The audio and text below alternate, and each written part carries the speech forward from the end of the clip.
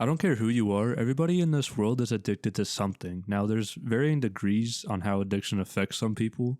Some addictions may be overall harmless, but others are quite damaging. Like someone who's been a scrolling doomer all day is probably better off than someone who's out on the streets chasing Fent. But no matter how big or small the addiction is, it's always portrayed in a negative light. And you can't really blame people for that. It's a very serious issue, and I've personally seen it destroy numerous lives. But what if I told you addiction is actually a superpower? After years of fighting my own brain, I now think that obsessive energy that comes with an addiction isn't really a curse. It's actually a huge benefit, but people just need to point it into the right direction. You see, when you're just a kid, you want to do what feels good. You don't fully understand the consequences of what an addiction is like. And I avoided this urge for a while because my whole entire family has a very addictive personality. Everyone is addicted to something. I knew I had to tread lightly when it came to certain things just because of the environment I was raised in. There was one year as a kid for Thanksgiving, we went to my aunt's house and there was probably 20 to 30 people there. And all the adults would be in the kitchen cooking Thanksgiving dinner. But at the same time of them cooking Thanksgiving dinner, they would be hotboxing the kitchen. And they wouldn't just be hotboxing it with like weed. It was straight up cigarettes. Like, bro, you're hotboxing the kitchen around all the children and all the food, smoking inside the house, cigarettes nonetheless. In that same Thanksgiving day, being a toddler, I accidentally walked in on all the adults smoking weed and everyone started to freak out as if I was some sort of cop, but had no problems earlier hotboxing cigarettes in the kitchen.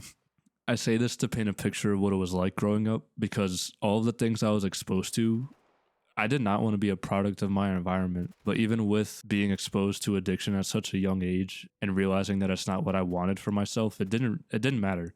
There came a time when I was just not in a good state of mind and I simply didn't care anymore. I started making bad habits for myself just to feel good.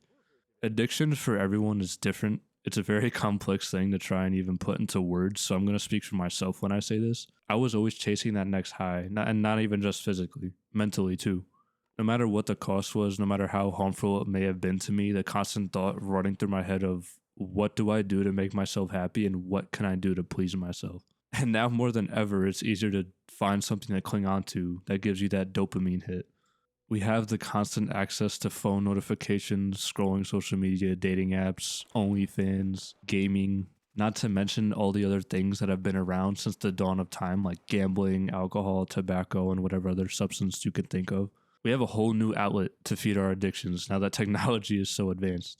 And all these things break your internal reward system, which makes the goal of how do I achieve pleasure, that goal now becomes how do I feel normal. We're going to get into this in a little bit, but for me, addiction is the solution to an underlying pain or discomfort. It's an underlying problem. But if you change your perspective on it, I think addiction and addictive personalities are actually like elite. Like they're a good thing to have. I know that sounds crazy to say. Like, what is this guy yapping about? How is there anything good about addiction? But I'll tell you from personal experience, addictions are a superpower. The one thing that's for certain that I've learned from firsthand experience with addiction is an addict's always going to be an addict. No matter what bad habit you kick, you're always going to find a new one that fills that void. I was naive, and it took me a while to understand this, but I had a front row seat to it my entire life. There were so many times in my life where people would be celebrating how they quit something, and that's fucking awesome. Like, I'm happy for them. I'm happy they were able to do so. But by the next time I see them, instead of smoking a pack of cigarettes a day, Cousin Joey is now guzzling a 12-pack of beer a day. For myself, when I was growing up, I was severely addicted to video games. Like, I would play hooky from school and baseball just to grind the weekly Nightfall and Destiny and shut out all day on the game. It consumed my life. All I could think about was playing video games as a kid. As I got older and slowed down on video games, it turned to something much darker, which was substance abuse. Once I turned 16 and started to experiment with many different types of drugs, it all led to me having a weed addiction, which, considering all the drugs I've tried, it was probably the best one to get addicted to. But anyway, it took me 3 years to realize how much of a problem it was and how much it controlled me. And once I finally kicked it, it led straight to another addiction, which was scrolling. I swear I have never in my life had a problem with scrolling until I stopped smoking weed. I didn't have weed to fill that downtime, so the immediate thing I turned to was scrolling. So now that there's a clear pattern of all the things that I was doing jumping from addiction to addiction, all to numb whatever problems or pain I was going through at the time. I was looking for some sort of way to fill that void.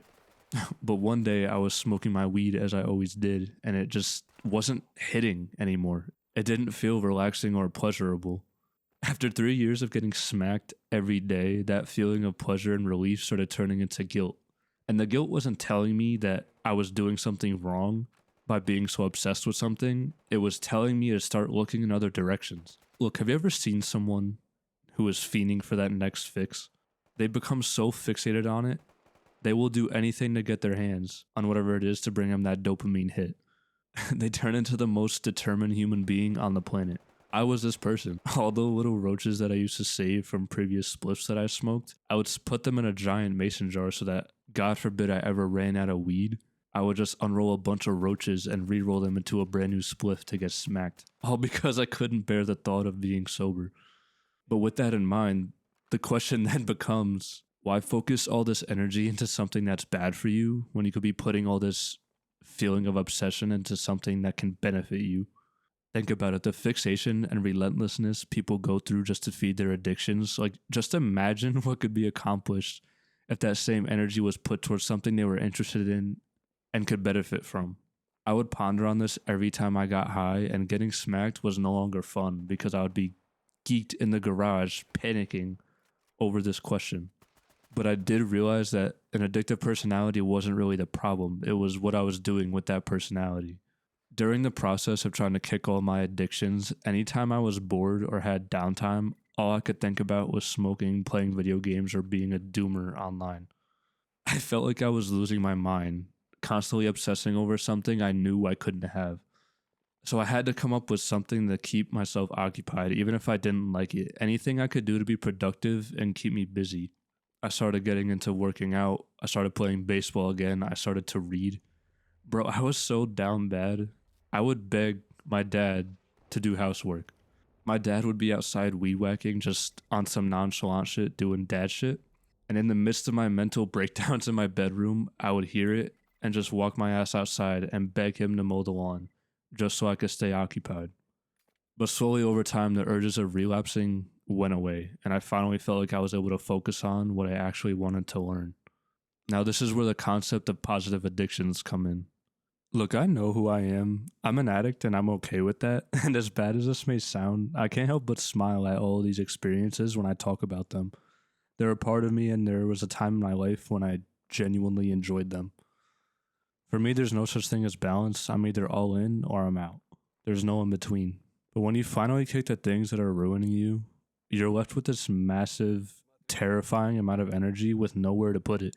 All that time spent doing X, Y, and Z is now empty. That's the dangerous part of it. That empty space is where most people relapse because they haven't found that new target yet.